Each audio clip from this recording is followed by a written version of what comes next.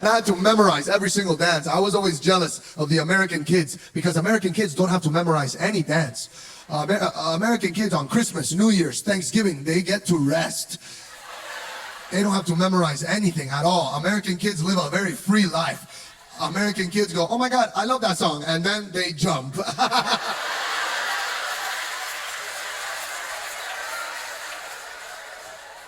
And their mom is like, look, Tyler's dancing. I'm like, Tyler's not doing anything, dude. I had to shake my ass specifically. And that's how I grew up. You show up, you're at your family party, and you dance. And then your mom says the most beautiful words that you can hear. What's the most beautiful part about being at a family party? It's hanging out with your cousins, right? Isn't that the most beautiful part? Oh my God. Something about being with your cousins, it makes you just... You lose your mind. You end up in a part of your house that you have never been to before. You and your cousins end up in the AC unit of your house. And you're in there, and it's weird in there. And one of your cousins is like, I have hair, bro, I swear to God. I have hair, I don't know where it came from, I have hair. Your other cousin, he's weird, and he's like, bro, eat the cockroach, bro, please. I'm like, what? He's like, eat it, just eat it right now. Nothing's gonna happen to you, just eat it. I've done it before, just eat the cockroach, just hurry up. The parents are getting drunk, and the kids are kind of lit too because we have been drinking Coca-Cola unsupervised. We're drinking it out of the bottle tonight, okay? And your cousin's mouth is brown, and he's lit up, and you guys are in there going crazy, and then out of nowhere, one of your uncles comes into the AC unit, and he goes, hey, Marcello, just a little bit of whiskey, nothing gonna happen to you, a little bit of whiskey. Come on, a little bit of whiskey, nothing gonna happen to you, a little bit of whiskey, come on. Eat the cockroach, and then drink the whiskey, a little bit of whiskey. And then somehow it's 2 in the morning for some reason. It's 2 a.m. and at 2 a.m. that's when the parents realize, damn, I have not seen my kid in 9 hours. And they want the kid back to the dance floor! And now it's 2 in the morning and I'm still 6 years old, but now I want to dance. You understand? Because I've been drinking whiskey, dog, okay? I want to dance. What are American kids doing at 2 in the morning? By the way, it's Christmas, okay? Where is Santa Claus? Nobody cares, dog. Santa Claus is gonna come when the party is over. 2 in the morning on Christmas. What are American kids doing at 2 in the morning on Christmas? Watching Elf, you nerds? I am grinding with my aunt, you understand?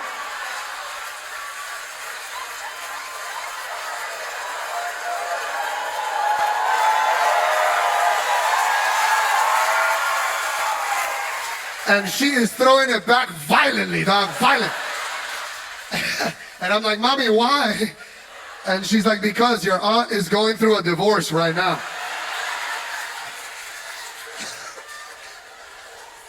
And that is not being inappropriate. That is supporting your family.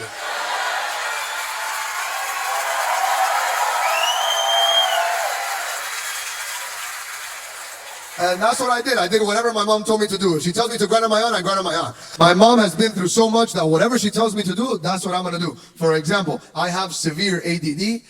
Everybody told me I have ADD, and I told my mom I have ADD, and she said no, so I don't have ADD.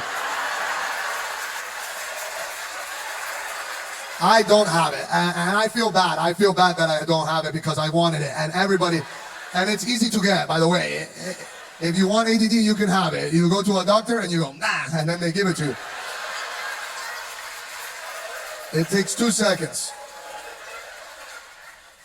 Everybody knew that I had ADD. I had teachers in Miami that didn't believe in ADD, and they were like, Marcello made me a believer. I have it like that. I have it for real. Everybody knew I had it. And the problem is I had to tell my mom that I have ADD. And when I told my mom that I have ADD, she threatened to give it to me. I said, Mommy, I have ADD. And she goes, you want ADD? I can give you ADD right now. And in that moment, I decided to focus.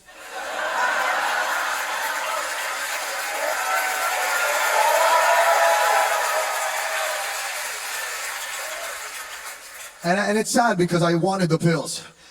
I really wanted the pills because I know that the pills do something. I know that they do something because I had a friend in high school and his mom let him have ADD. And he will come up to me on Tuesdays and he'll be like, hey Marcello, I didn't take the pill today. It's no pill Tuesday.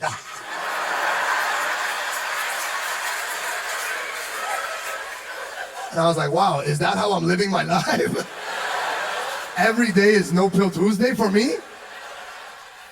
It was horrible. And that's what my life was. When I was younger, my ADD was a big problem in school, you know? And now that I'm older, my problem with ADD is in relationships, you know, with women, because I have severe ADD and I never got the pills. And women, they love it when you listen to them.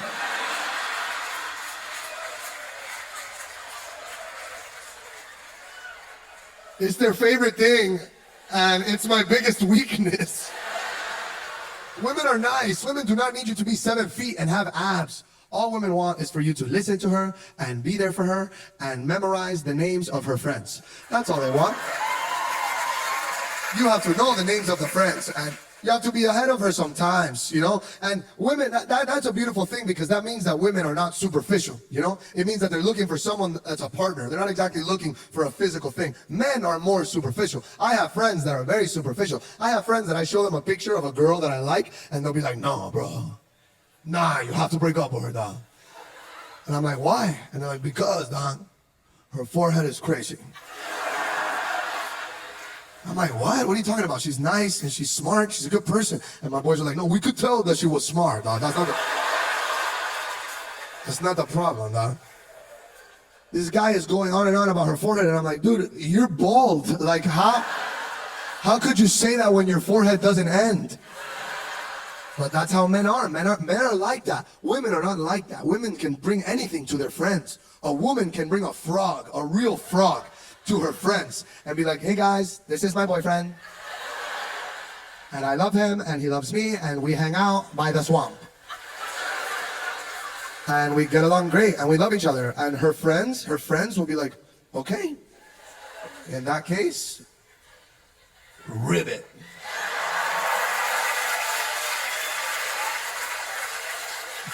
They don't care. The women are down, and I think that's beautiful, you know, because it is rare, it is more rare to see like a man, like a good-looking man with a woman that is not at his level of attractiveness, you know.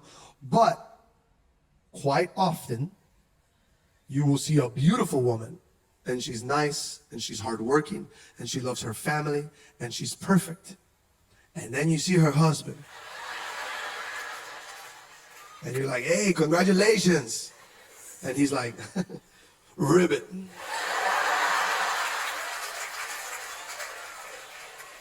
Every time I see this couple, I go, oh my God. That guy probably listens like crazy, dog.